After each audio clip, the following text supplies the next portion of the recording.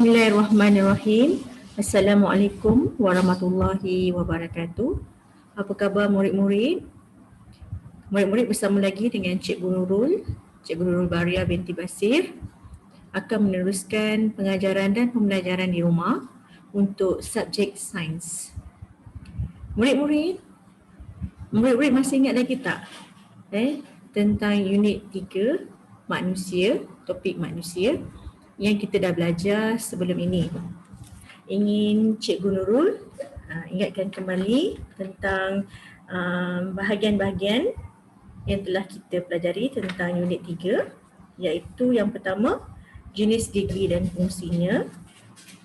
Kita telah belajar tentang set perbandingan antara set gigi susu dengan set gigi kekal.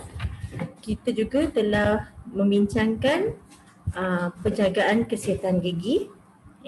Ada beberapa cara untuk penjagaan kesihatan gigi, antaranya berkumur-kumur, floss gigi anda, memberus gigi sekurang-kurangnya 2 kali sehari, dan makan makanan yang sihat.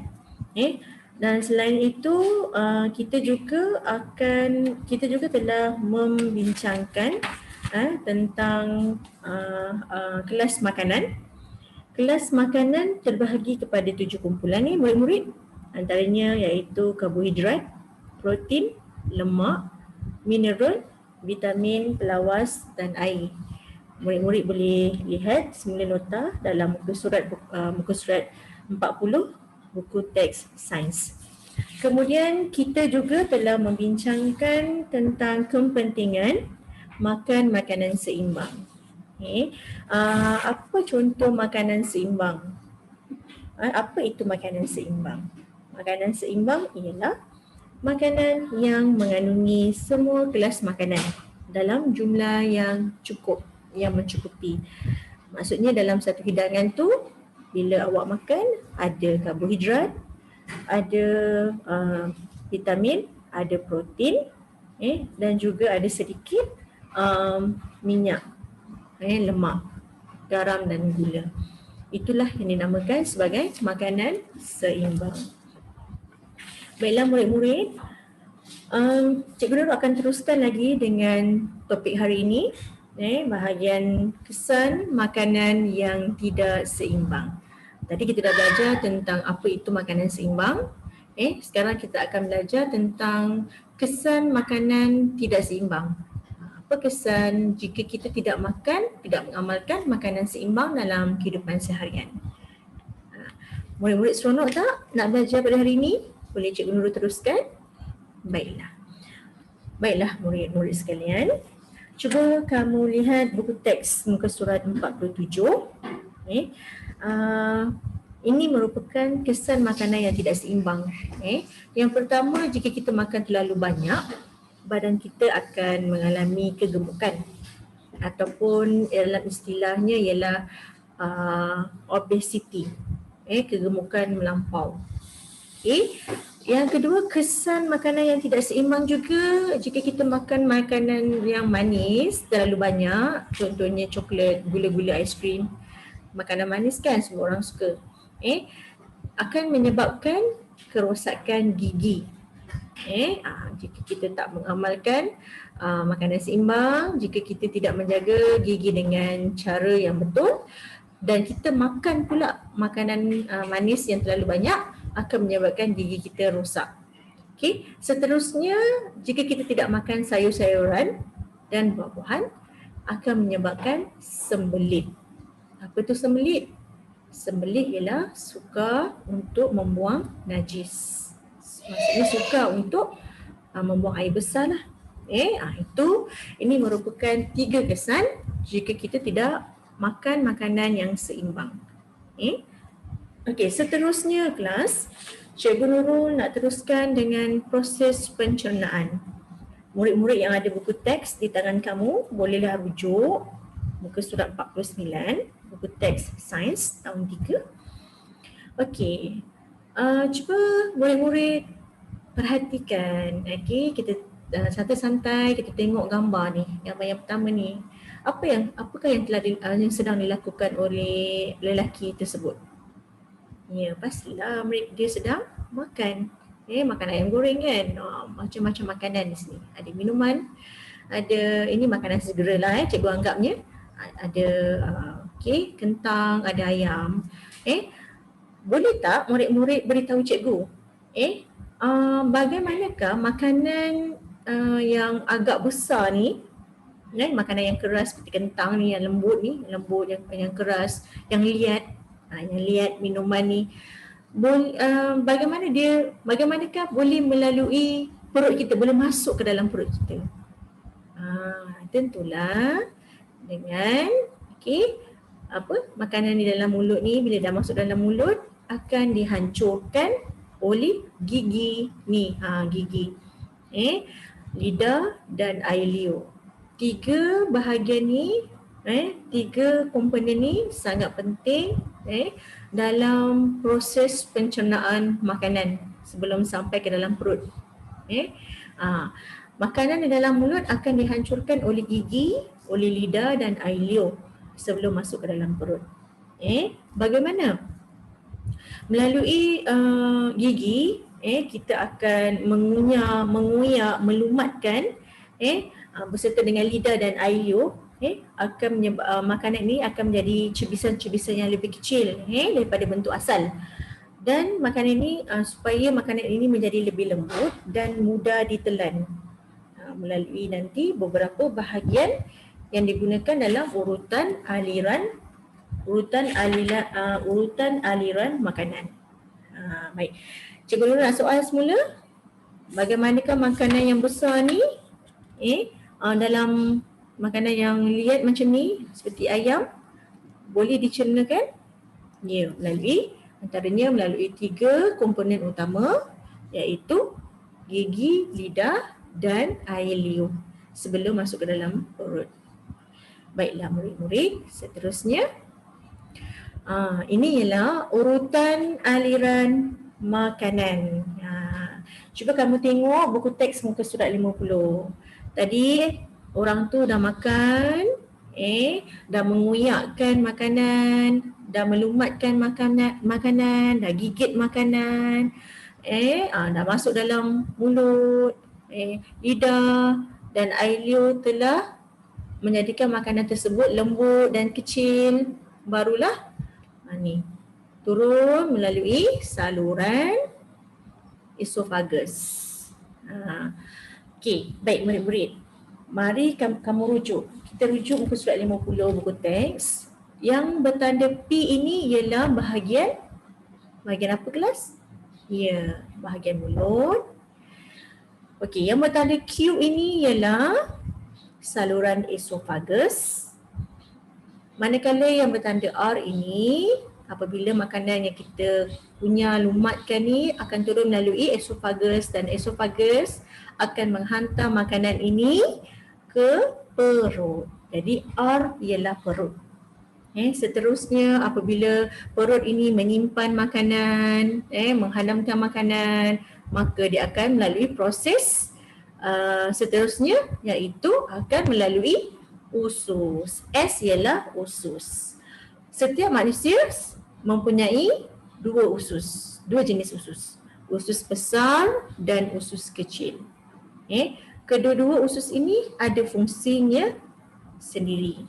Cikgu Nurul tak jelaskanlah di sini. Cuma kamu tahu, ini ialah S ini yang kamu nampak berlipat-lipat ni, berlingkar-lingkar dalam perut ni ialah usus. Kamu nampak usus ni macam kecil macam ni kan? Tetapi apabila usus ni mengikut kata doktor, usus ni jika dikeluarkan disusun panjang. Cuba kamu bayangkan kekuasaan Tuhan, kekuasaan Allah macam mana mencipta sistem tubuh badan manusia dan haiwan. Baik, seterusnya bahagian yang bertanda T ini ialah dubur.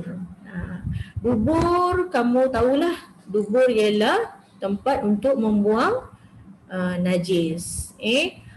Najis maksudnya makanan yang tidak tercerna, yang mana tidak diperlukan oleh badan akan dikeluarkan atau dibuang melalui dubur. Okey, baik, Cikgu Nurul ulang semula. Mari kita ulang bersama-sama. P yang bertanda P ni apa kelas? Mulut. Okey, yang bertanda Q ialah esophagus, saluran esophagus. R, perut. S ini ialah usus. Usus besar, usus kecil. Baik, yang T ialah dubur. Mulut, esophagus, perut, usus dan dubur. Ada 5 bahagian utama dalam urutan aliran makanan.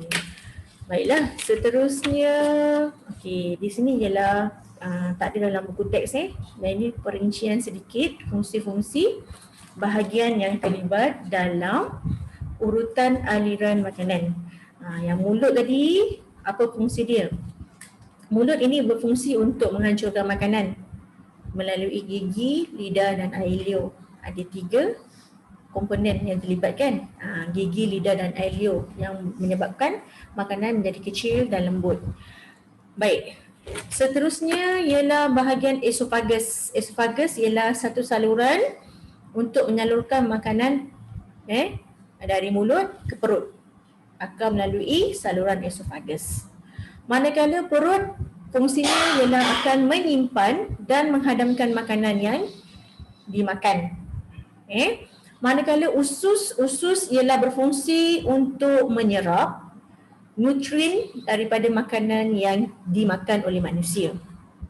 Selepas perut menyimpan dan menghadamkan makanan, jadi usus ini seterusnya dia akan ke usus akan menyerap nutrien daripada makanan.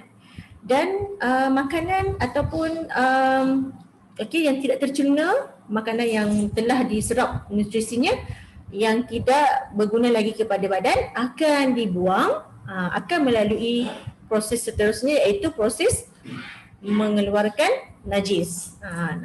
Makanan yang tidak tercerna tu yang mana nutrisinya telah diserap oleh usus akan bertukar menjadi najis. Dalam bahasa sains kita panggil tinja. Tinja ialah tahi lah, najis, dan akan dibuang melalui dubur. Maksudnya kita buang air besar lah. Itu maksudnya dubur. Itu maksudnya fungsi dubur, tempat mengeluarkan najis. Jika murid-murid nak tengok maklumat yang lebih lanjut, kamu boleh lihat buku teks muka surat 52 dan 53. Okey, Cikgu Nurul bacakan sikit. Maksud pencernaan pencernaan ialah proses menghancurkan makanan menjadi cubisan yang lebih kecil supaya nutrien daripadanya boleh diserap semasa melalui urutan aliran makanan di dalam badan.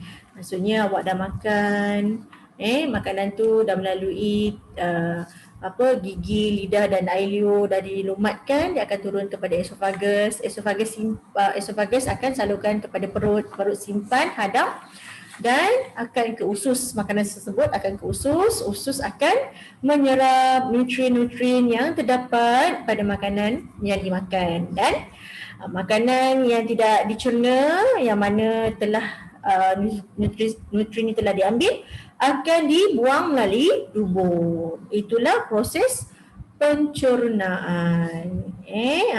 Dia akan melalui bahagian-bahagian yang terdapat dalam badan. Iaitu ada 5 bahagian. Mulut, esophagus, perut, usus dan akhirnya dubur. Baiklah murid-murid.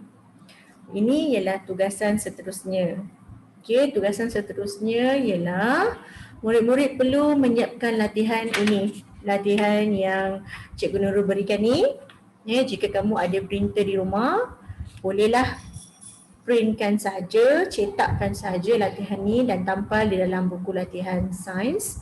Atau jika yang tiada printer, tak perlu susah-susah, kamu salin sahaja soalan 1, soalan 1A, soalan B, C dan D. Kamu lukis dan kamu labelkan yang mana satu mulut, yang mana satu esophagus, Kamu boleh rujuk dalam buku teks sains ataupun dalam PowerPoint Cikgu Nurul tadi. Kamu tengok balik video cikgu ni. Baik, B, susun urutan bahagian badan tersebut mengikut urutan aliran. Yang pertama sekali, makanan akan masuk melalui apa dulu? Tentulah mulut.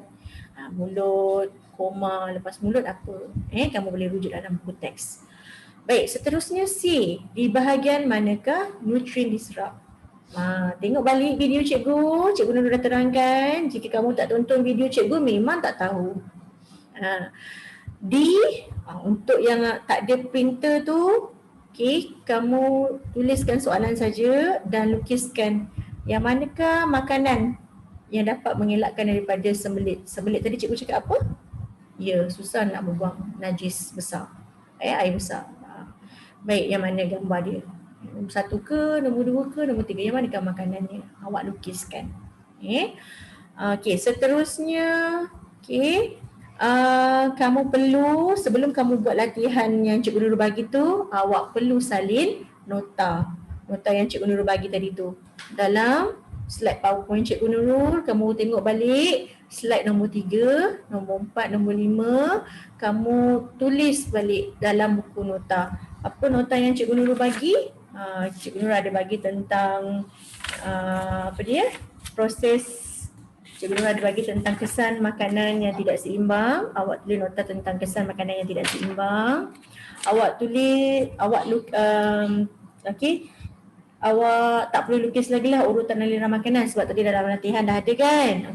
Kamu tuliskan nota tentang kesan makanan yang tidak seimbang.